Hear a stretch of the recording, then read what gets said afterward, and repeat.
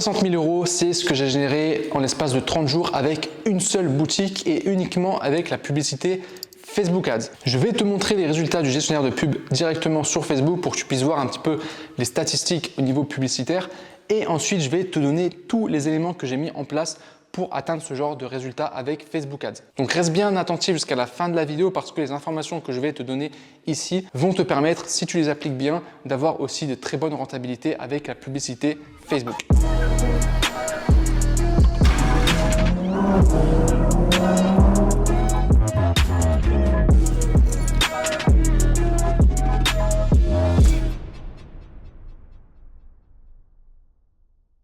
Salut à toi et bienvenue dans cette nouvelle vidéo. Avant de commencer, comme d'habitude, si tu n'es pas abonné, abonne-toi pour ne pas manquer les prochaines vidéos, c'est très important. Et je compte sur toi pour mettre un like tout de suite. Là, ça te demande un clic, donc vas-y, tu peux le faire. Si au pire, tu n'es pas satisfait de la vidéo, qu'elle t'a pas plu, que tu n'as rien appris, tu pourras enlever ton like à la fin. Je rappelle également que j'ai une formation 100% gratuite où je t'apprends à monter ta boutique Shopify en moins d'1 heure pour qu'elle soit prête à accueillir tes premiers clients. C'est le premier lien en description, tu as simplement à cliquer dessus, tu t'inscris, tu regardes la formation, tu l'appliques et tu seras en mesure d'avoir une boutique Shopify qui est prête pour vendre, tout simplement. Donc c'est gratuit, profites-en. Avant de te partager les différents secrets, il y en a 10 au total qui m'ont permis d'avoir ces résultats, on va faire un tour directement sur mon ordinateur pour que je puisse te montrer le gestionnaire de publicité. Donc on se retrouve maintenant ici sur mon gestionnaire de publicité, donc tu vois les différents chiffres à l'écran. Donc ça c'est les statistiques sur un mois. Je vais actualiser la page pour pas que tu me dises ouais c'est des fakes, tu as modifié tous les chiffres en faisant inspecter l'élément, etc. Alors il faut être courageux pour modifier tous les chiffres qu'il y a ici. Donc je vais quand même actualiser la page. Voilà.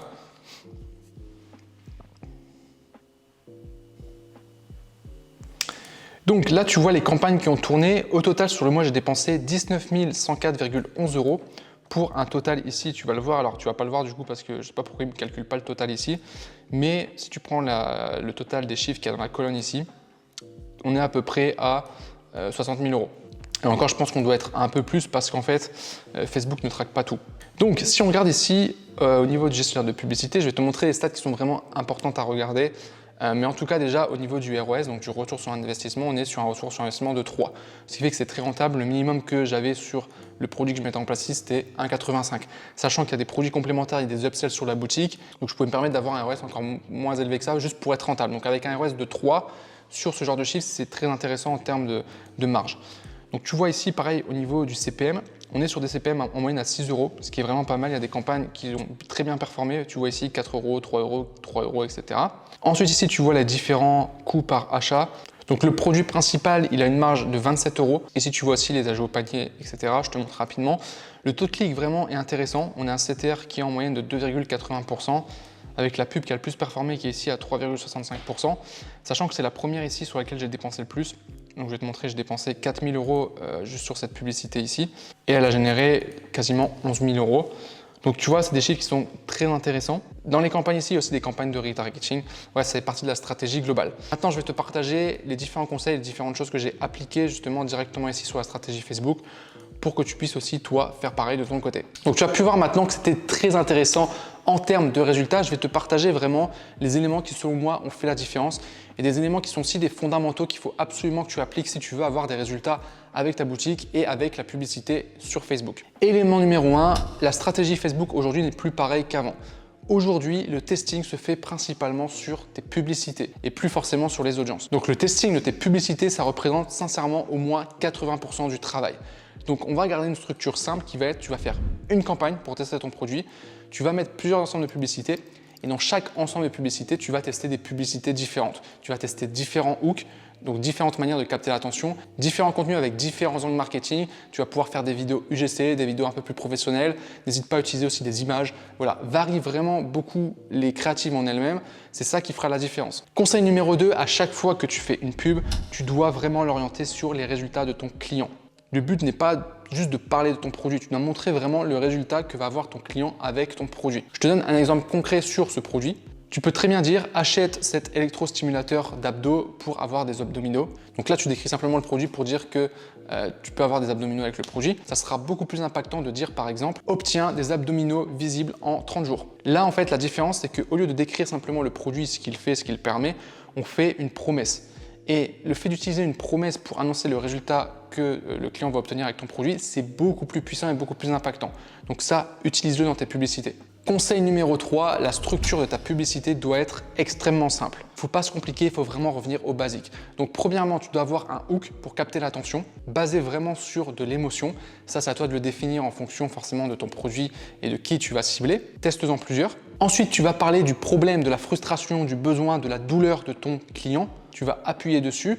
Ensuite, tu vas présenter ton produit, mais tu ne vas pas juste présenter ton produit, tu vas montrer concrètement que ton produit est la solution au problème de la personne. Et j'ai bien dit montrer, il ne faut pas juste le dire, il faut le montrer. Donc plus tu vas pouvoir le montrer de manière vraiment concrète pour que la personne puisse se projeter, puisse se visualiser avec le produit, plus ça sera impactant. Et enfin, tu termines avec un appel à l'action toujours pour dire clique ici maintenant ou profite de la réduction actuelle, profite de l'offre pour commander ton produit, commande avant qu'il ne soit trop tard. Tu peux aussi tester différents appels à l'action. Donc quand tu comprends ces éléments-là, déjà tu comprends que tes publicités, tu vas devoir les travailler et les faire toi-même. Tu ne peux pas te permettre de prendre des morceaux de vidéo et de faire un montage parce que tu n'arriveras pas à respecter cette structure ou alors elle ne sera pas la plus efficace possible. Donc ça ne sert à rien de compliquer les choses, vous respectez cette structure. Juste en respectant cette structure simple, vous aurez des résultats. Conseil numéro 4, ça va concerner la répartition de ton temps et de ton énergie sur les différents éléments par rapport à ton business. Aujourd'hui, 50% de mon temps, une fois que la boutique est mise en place, etc., ça va être vraiment sur la stratégie publicitaire et directement les pubs, donc la création des créatives, etc. Avec Facebook Ads, c'est ce qui te prendra logiquement le plus de ton temps. Si ce n'est pas le cas, c'est qu'il y a un souci quelque part. 30% de ton temps, ça concernera ton offre et ta page produit. Donc le fait de travailler ton offre, de travailler tes contenus aussi au niveau du site, de faire différents tests aussi par rapport à ça, de travailler ton copywriting, les angles marketing, comment tu vas présenter ton produit, ça représente 30%. Ensuite, on a 10% qui correspondent à la stratégie technique au sein du business manager.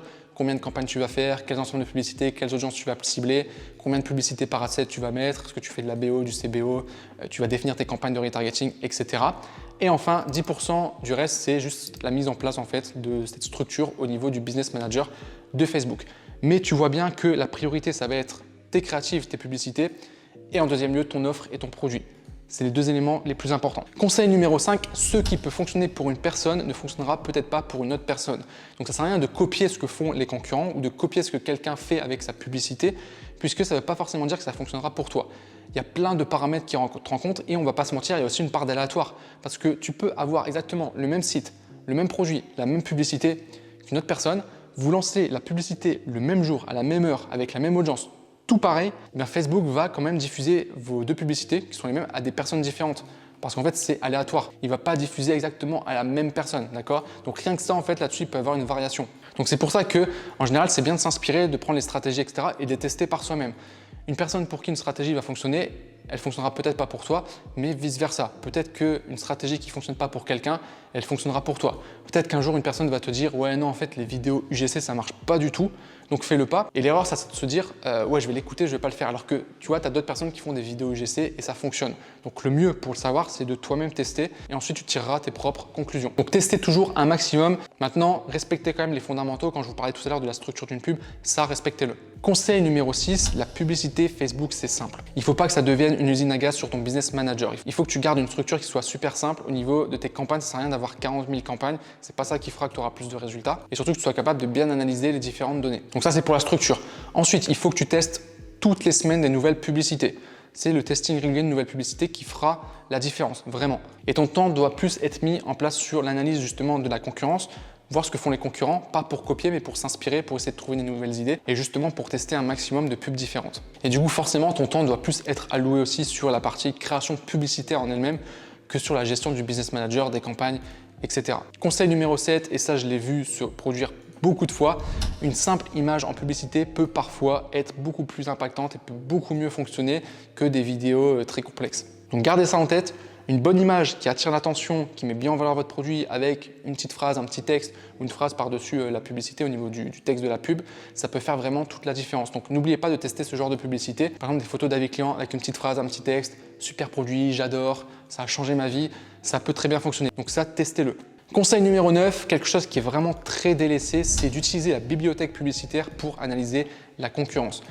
Avec la bibliothèque publicitaire, vous avez accès directement aux publicités des pages en fait, que vous souhaitez, donc directement des concurrents en l'occurrence, ou de toute page que vous souhaitez. Et vous voyez en fait les pubs qui sont lancées, quel jour.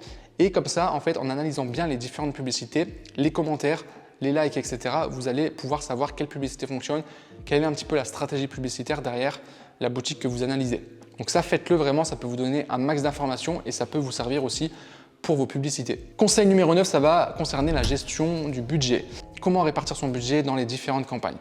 Moi, je vais mettre à peu près 70% de mon budget dans du trafic froid, donc dans des campagnes qui vont aller permettre de chercher des nouvelles personnes. Ensuite, je vais mettre 10 à 15% dans du trafic tiède. Donc, trafic tiède, c'est des gens qui ont déjà vu mes publicités, qui ont déjà interagi avec mon site, qui me connaissent déjà.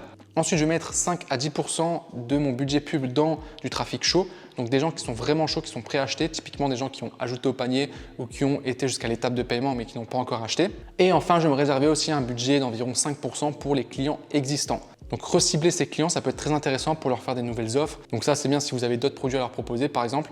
Faites-le également parce qu'en général, c'est beaucoup plus facile de les convaincre étant donné qu'ils vous ont déjà fait confiance vu qu'ils ont déjà acheté sur votre boutique. Et enfin, dernier conseil, ne reposez pas tout sur Facebook. Facebook n'est pas magique. Si tu as un site qui convertit mal, tu as un taux de conversion qui est faible et que par exemple, tu as une marge qui est petite sur ton produit, que tu n'as pas un système de vente vraiment bien mis en place avec des upsells, des produits complémentaires, etc.